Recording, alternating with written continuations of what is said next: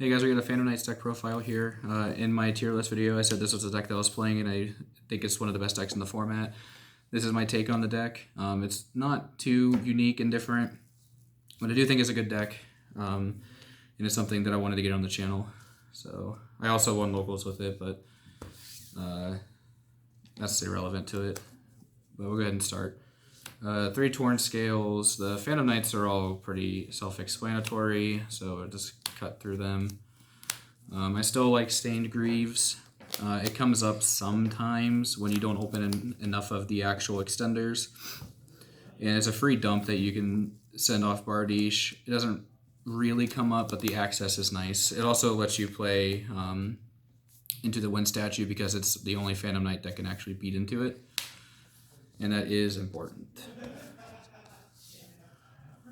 For the starters / extenders are Terratop, Takatomborg. These two are really good because, again, the Wind Statue is a problem. If you don't open it now and you open one of these, it's fine. Well, particularly Terratop, because you can special summon and get the Takatomborg, and then you can kill the statue and then keep going with your plays. The 2 Psychics and 2 E-Telly. There's not much to explain with these either. These are also pretty just standard. I'm on 2 Dangers still. I believe that the Dangers are better than most of the other level 3 extenders that exist out there, just because with Torn Scales, they're just free advantage. And on top of that, they're just good because they can get the bricks out of your hand that you don't need, like extra copies of Hand Traps or Dark Rule or things like that. 3 BA monsters. There's no Tour Guide. Tour Guide's kind of bad in the format. The Imperm Chalices and Droplets everywhere make it really hard to play, and it's just overall very weak if it gets stopped, and you have to play another brick in Kagabusha Knight. So we're just playing the 3 BAs, no other, because the Cherubini play is still insane with Graf and Seer, and the Libic is here in case you draw one of these two. You can dump this and then summon the other and keep going. And then, as I said, we're a DPE deck. We're the best DPE deck in the format. So here they are. This engine is absolutely nuts. It needs to be corrected. They need to get rid of Dagda or something. But this engine is just really good. It doesn't really need explanation. I have seen some people talk about the Decider over Celestial because it's a level 3. I think that's just not correct. You want the draw 2. For board breaks, I got 3 Nibiru, 3 Dark Ruler, and 3 Chalice. The reason for Chalice over Imperm is I wanted a card that I can draw into and start a combo and then play, or I can just set it and pass on it. Imperm can do the same thing as well, but I like the idea of being able to draw this going into my turn on a turn 3 and being able to activate it. That way, if they didn't lose to the board, then I can at least have some interruption because you obviously can't activate Imperm in that sense. And these just are the best 6 cards to play.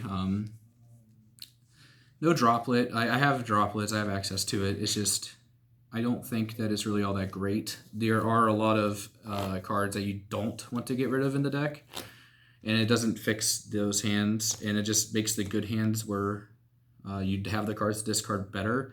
And Dark Ruler does the same thing in that scenario, but this is better when you have the bad hands. So I'd rather just play Dark Ruler. You don't need to actually game your opponent with life points in order to kill them. You could just make an unbreakable board. 1 Rhoda. Not playing Foolish Burial. It's redundant effect. The Rhoda, however, it gets you started. Don't need to explain that. And then 3 Fogblade and Wings. The Wings is for the Scythe lock. That way you can do it in your draw phase and your standby phase if they have an interruption, and I'll show that at the end of the video. I won't show the full combo, but I'll show like the end board and how you can do it. So for the extra deck, DPE, best card in the game. Not really much needed said about this either. This card's just kind of nuts. 1 Leviair. I don't actually make this card that much. But it is good to have just in case. It's technically the correct way to make the DPE Scythe board that can play around Droplet. So 2 Break Sword. The second one comes up every single game. There were some times I wish I had 3, honestly, but Downerd Zeus. The Downerd actually rarely came up, except for a match earlier tonight where I had the traps and engrave, and I summoned back Breaksword, pop up Bardiche, attacked, and then doing this. But I've never had a 3 material or 2 material Breaksword to go into a 4 material Zeus, but it is nice for that. The links, we got 2 link ones, Almirage and Link Spider. The idea with these is if you open a really bad hand and the only thing you can make is DPE, these let you get to it if you open the Phantom Knights, but this is also here just for Nibiru primarily. You can go activate Shade Brigadine and then go into this, and then you can go into any Phantom Knight, make not Break Sword, sorry, the Predaplant, and you can play the game. Link 2s, you got Cherubini, Dagda, and Verte. All 3 of these cards are insanely powerful and should at some point be banned. Especially this one. I think this is the main problem. I don't think Vert needs banned yet. I think Dagda is just too good. For the 3s, Unicorn and Bardiche, I'm not playing IP. I did for the tournament, but I realized it was just incorrect and I should have played the Almirage. IP never came up except for 1 game, and the only reason it was relevant was because I can just attack over a little monster, then on their turn make a unicorn with no hand, by the way, just make the unicorn because they couldn't kill it. And Bardiche doesn't really need explained. And the last 2, Access Code and Apollosa. I don't want to play this card. You never really make it unless your hand's just nuts, and if you make it, it doesn't actually play around Nibiru. So they can Nibiru you before you make this. So I'm not really sure if I want to play this going forward, but Access Code is insane. Every time I made it, I won the game. Like, even if I didn't kill them because I had Dark Ruler and just popped their board and attacked, I still just won the game because of the amount of pressure. And then the side, which was the worst part, because I just had to throw it together because my mail wasn't in. 2 Lancia. The reason for 2 is it's searchable by Dagda, and you can summon a back off Dagda, so you don't need 3. In reality, I should have played 3 though, just so I could have tried to draw on it. But like, you don't really have issues breaking boards, no matter what they are. So you don't really need it to stop a board being made. You need it so you can just play around cards like Shifter and other things like that. 2 Gamma Seal. This should have been Godarla, but I couldn't get them in time, and it didn't come up, so it doesn't matter. 1 Panker Tops. This goes in with the anti back row deck package. The reason I'm not playing things like Lightning Storm, even though again I have access, is just you don't need it all the time, and like you can dead draw it in the middle of your turn, or like in the middle of the game where you have a board and you just can't activate it. These you can activate at any point, and they're just all really good. And the diversity is just for Eldritch, because like for Eldritch I'll side these in, but other trap decks I'll like side these in, and it doesn't really matter. So, and then for going first, we got 3 anti-spell, 3D barrier. Nothing really to say about these. I wanted to play IO over the anti-spell, but you don't really have a way to draw cards in this deck. So instead of playing like 2 anti-spell and IO, I'd rather just play anti-spell.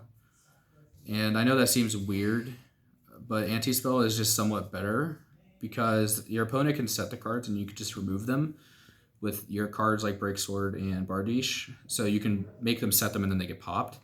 Where IO, they can keep the cards until they draw the out to IO and then just still play the game. And then D-Barrier just ends the turn against the decks that you sided in for. Ironically, though, I never won a die roll tonight, and I never got to go first. So I never actually sided any of these in, but they were there if I did.